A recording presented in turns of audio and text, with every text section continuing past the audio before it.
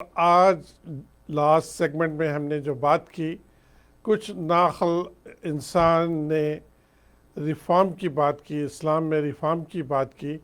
جو Indian film actor ہے اس کو کیا ریفارم چاہیے؟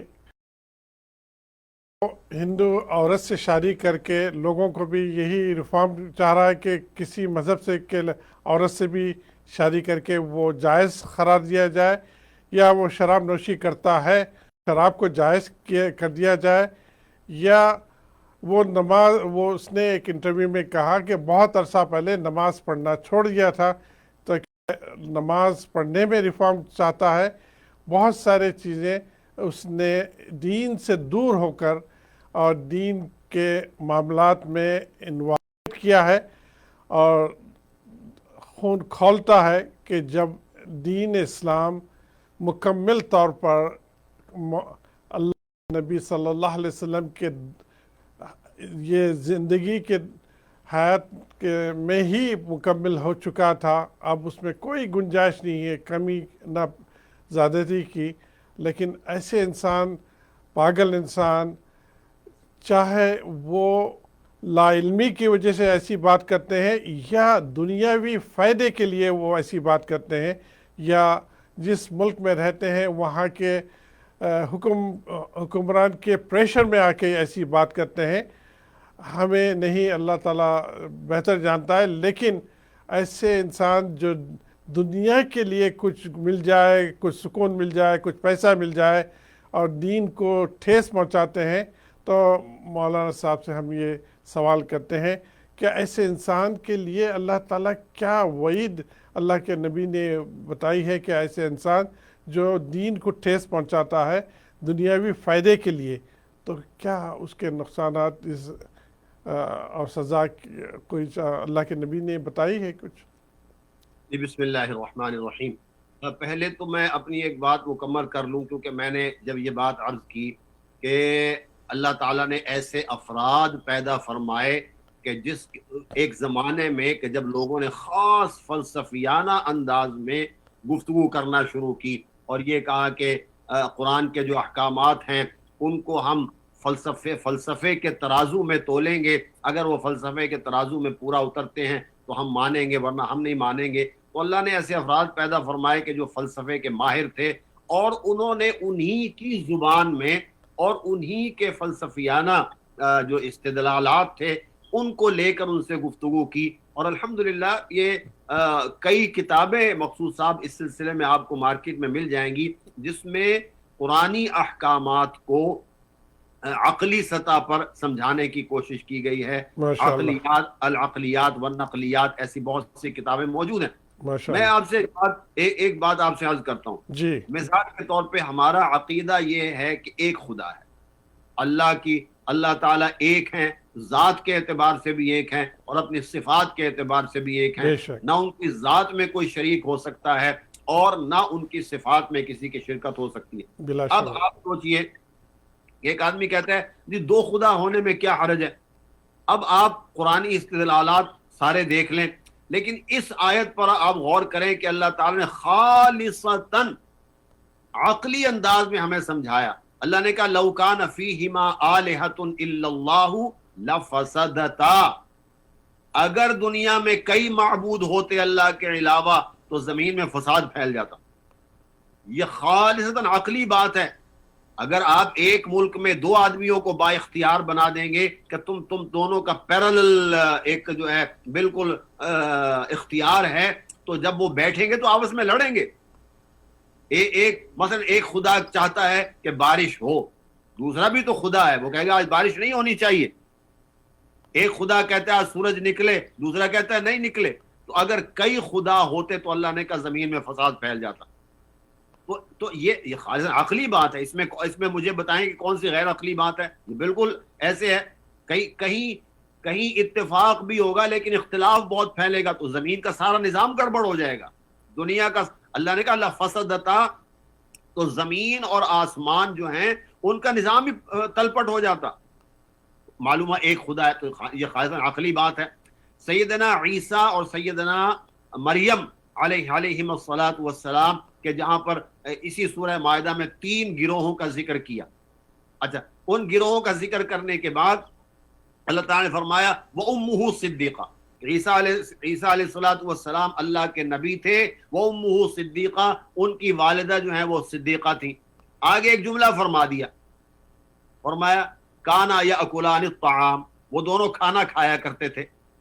تو جب وہ کھانا کھاتے تھے تو مخلوق ہوئے، خدا نہیں ہو سکتے.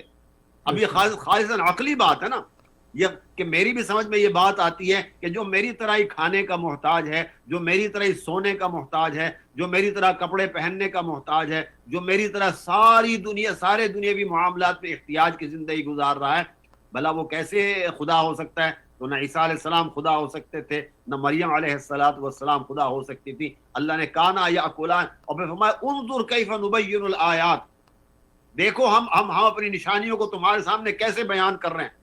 تو قرآن حکیم کے جتنے احکامات ہیں ان کو اگر آپ عقل کے اوپر بھی پرکھیں گے تو خدا نہ خواستہ ایسی بات نہیں کہ ان کا جواب نہ ملے. اس میں کئی واقعات جو ہیں وہ آ سکتے ہیں ذمن میں. اب رہی یہ بات کہ یہ صاحب ان کی علمی حیثیت کیا ہے، ان کی ذاتی حیثیت کیا ہے، اس کو اگر ہم یعنی ایک نظر انداز بھی کر دیں تو یہ نظریات تو بہت پہلے سے پھیلتے چلے آ رہے ہیں، اور انہی کو بار بار کبھی کوئی اٹھتا ہے کچھ کہہ دیتا ہے، کبھی کوئی اٹھتا ہے کچھ کہہ دیتا ہے. ہندوستان میں باقاعدہ مقصود صدیق صاحب، میں نے خود پڑھا ہے کہ ایک زمانے میں کانفرنس بلائی گئی، اس میں مسلمانوں کے اسکالرز بھی آئے، ہندوؤں کے اسکالرز بھی آئے، کہ سود جو ہے اس سود کے بارے میں غور کیا جائے آج کل کے زمانے کے اعتبار سے. جی جی. تو ایک جو اسکالر تھے انہوں نے وہ تشریف تو نہیں لے جا سکے، انہوں نے لکھا کہ اگر میری طبیعت ٹھیک نہیں، میں آ بھی جاؤں، فرض کریں میں آ بھی جاؤں اور ساری دنیا کے علماء مل کر یہ فیصلہ دے دیں کہ سود حلال ہے، تو سود تو حلال نہیں ہوگا، سود تو پھر بھی حرام رہے گا، اللہ نے قرآن میں نازل کر دیا، لیکن ہماری جو حیثیت اس وقت ہے وہ ختم ہو جائے گی اور ایمان ہماری زندگیوں سے نکل جائے گا. جی جی جی جی. یہ اس قسم، تو یہی اصل میں ان کی بھی کاوش اور کوشش ہے. آپ کو پتہ ہے نا، آپ تو امریکہ میں رہتے ہیں، مجھے بتائیے کیا بنی اسرائیل کے اندر نکاح نہیں؟ بے شک. یعنی کیا بنی اسرائیل، کیا آپ سمجھتے ہیں کہ شریعت بنی اسرائیل میں یا موسیٰ علیہ السلام یا عیسیٰ علیہ السلام یا ابراہیم علیہ السلام، نوح علیہ السلام، کسی نبی کی تعلیمات میں یہ بات ہو سکتی ہے کہ آپ کسی عورت سے ناجائز تعلقات قائم کر لیں؟ نہیں ہو سکتی، نہیں ہو سکتی. یہ شرعاً ہی حرام ہے. آدم علیہ السلام سے لے کر آج تک یہ حرام ہی رہی ہے زناکاری. لیکن آپ دیکھتے ہیں امریکہ میں، انہوں نے کہا صاحب نکاح کر کے عورت سے جو عمل کیا جاتا ہے وہ بغیر اس کے بھی تو ہو سکتا ہے، اور بچے ہم پیدا کر لیں گے لیکن نکاح نہیں کریں. اور اس کے پیچھے عقل کیا ہے کہ ورنہ جائیداد تقسیم کرنی پڑے گی. یعنی ہمیں حرام کا ارتکاب تو آسان ہے لیکن پیسے کی تقسیم وہ ہمیں جو ہے وہ ٹھیک نہیں لگتی. تو یہ سارے وہ لوگ ہیں جو کبھی کسی کونے سے کبھی کسی کونے سے کوئی آواز اٹھا دیتے ہیں اور سمجھتے ہی ہیں کہ اوہو ہم نے بڑا تیر مار لیا. ان کو بھائی اللہ کا دین ہے، ان کو کیا ہم بتائیں کہ ایسی حرکات سے کیا ایمان جانے کا خطرہ رہ سکتا ہے؟ کیا وعید ہے کہ اللہ کے نبی نے کچھ فرمائی ہے ایسے انسانوں کے لیے؟ کیونکہ وقت ختم پہ ہے. جی. ضروریات دین میں سے، یعنی دین میں داخل ہونے کے لیے تو شہادت کافی ہے، اشہد ان لا الہ الا اللہ واشہد ان محمد عبدہ ورسولہ کہہ دیا، اور جو مبادیات دین ہے آمنت باللہ وملائکتہ وکتبہ ورسلہ والیوم الآخر والقدر خیرہ وشرہ من اللہ تعالی والبعث بعد الموت، ان کا اقرار کر لینے سے آپ دین میں تو داخل ہو گئے. جی. لیکن نکلنے کے لیے سب کا انکار ضروری نہیں ہے. آپ نے کہا میں ایمان لایا اللہ پر، اس کے فرشتوں پر، اس کی کتابوں پر، تو اب یہ نہیں ہے کہ آپ کہیں میں پورے قرآن کا انکار کروں گا تو کافر ہوں گا. نہیں، اگر آپ نے دیکھیے داخل ہونے کے لیے ساری کتاب پر ایمان لانا ضروری ہے. جی جی. لیکن اگر آپ یہ کہہ دیں کہ میں سارے قرآن کو مانتا ہوں لیکن ایک آیت کو نہیں مانتا، تو دین سے نکل گئے. نکلنے کے لیے ضروری نہیں کہ آپ ساری ضروریات دین کا انکار کریں. کیوں منکرین زکوٰۃ کے خلاف سیدنا ابو بکر صدیق رضی اللہ تعالیٰ نے جہاد کیا؟ وہ نماز تو پڑھتے تھے، روزہ بھی رکھتے تھے، حج کو بھی آنا چاہتے تھے، ہر کام تھا۔ معلوم ہوا کہ ضروریات دین میں سے یہ پھر ڈیلیکیشن، یہ اس میں نزاکت پھر اتنی ہے کہ اگر کسی ایک آیت کا بھی انکار کیا تو کفر ہے۔ یہی تو ہے جو بحث چل رہی ہے کہ لا نبی بعدی خاتم النبیین۔ تو اس لیے یہ اللہ تعالیٰ ان کے شر سے یہ دعا فرمائے کہ جو باقی ہندوستان کے مسلمان ہیں، اللہ ان کو اور پوری دنیا کے مسلمانوں کو ایسے لوگوں کے شر سے محفوظ فرمائے۔ آمین یا رب العالمین۔ وقت ختم ہے۔ الحمدللہ رب العالمین والعاقبۃ للمتقین والصلاة والسلام علی رسولہ الکریم سیدنا و مولانا محمد وعلی آلہ واصحابہ اجمعین۔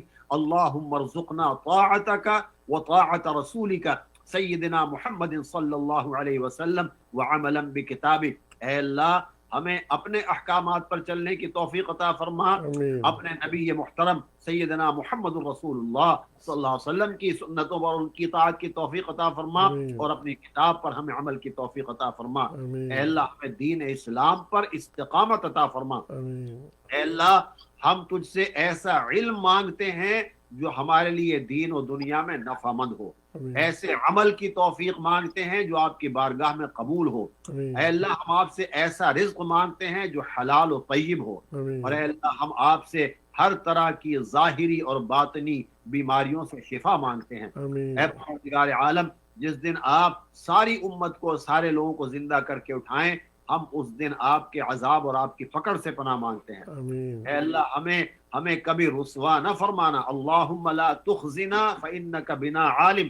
یا اللہ ہمیں رسوائی سے محفوظ فرما، اس لیے کہ آپ ہمیں جاننے والے ہیں۔ ولا تعذبنا، اور اے اللہ ہمیں کبھی عذاب اور سزا نہ دینا۔ فإنک علینا قادر، اس لیے کہ آپ کو ہم پر قدرت حاصل ہے اے پروردگار عالم۔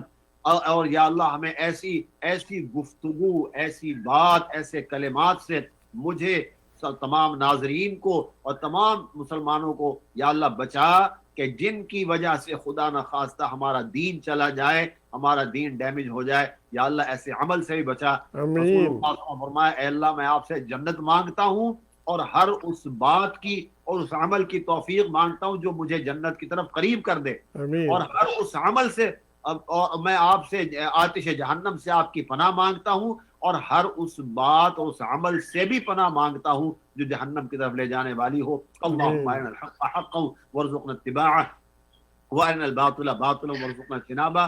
آخر میں تمام ناظرین سے التماس ہے کہ درود شریف کثرت سے پڑھا کریں، اور جیسے ہم نے پہلے بھی عرض کیا تھا کہ ایک مرتبہ کلمہ طیبہ پڑھیں، لا الہ الا اللہ محمد الرسول اللہ، اور پھر اس کے بعد ایک تسبیح یا دو تسبیح یا 5 جتنی پڑھنا چاہیں صلی اللہ علیہ وسلم۔ یہ گو کہ مختصر ترین درود ہے، لیکن اس میں صلاۃ و سلام دونوں جمع ہیں۔ پھر یہ صلی اللہ علیہ وسلم 100 دفعہ پڑھ لیں تو ایک تسبیح مکمل ہو جائے گی۔ اللہ ہمیں عمل کی توفیق عطا فرمائے۔ رب ارحمہما کما ربیانی صغیرا۔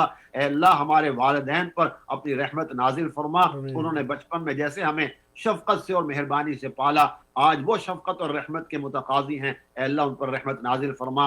اور اے پروردگار عالم ہم سب کو اپنے نماز پڑھنے کی اور ہمارے بچوں کو بھی نماز پڑھنے کی توفیق عطا فرما۔ ہمارے اندر جو عجز ہے، کسل اور سستی ہے، یا اللہ اس کو دور فرما۔ اللہم اغفر لامت محمد صلی اللہ علیہ وسلم وارحم امت محمد صلی اللہ علیہ وسلم۔ اللہم تجاوز عن امت محمد صلی اللہ علیہ وسلم، وصلی اللہ تعالی علی خیر خلقہ سیدنا وحبیبنا وشفیعنا ومولانا محمد وعلی آلہ واصحابہ اجمعین۔ اور اے اللہ ہمارے اس دینی پروگرام کو مقبولیت نصیب فرما، اور لوگوں کے لیے اور ہمارے لیے نفع کا ذریعہ بنا۔ ہمارے مقصود بھائی کی کاوش کو قبول فرما۔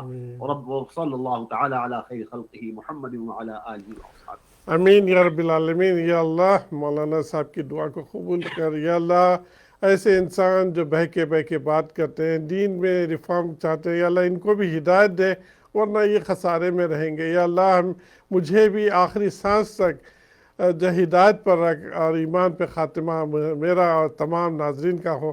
یا اللہ میرے والدین جو اس وقت دنیا میں نہیں ہیں، اس پروگرام کو قبول کر کے اس کا اجر ان کو عطا فرما۔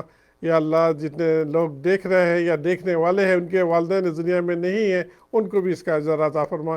یا رب العالمین ہم سب کو ہدایت دے تاکہ اپنی زندگی آپ کے حکم اور آپ کے نبی صلی اللہ علیہ وسلم کے حکم پر گزار سکے۔ اسی نوٹ کے ساتھ آج کا پروگرام کا اختتام کرتے ہیں۔ انشاءاللہ زندگی رہی تو آئندہ پروگرام میں آپ سے ملاقات ہوگی، تب تک کے لیے السلام علیکم ورحمۃ اللہ وبرکاتہ۔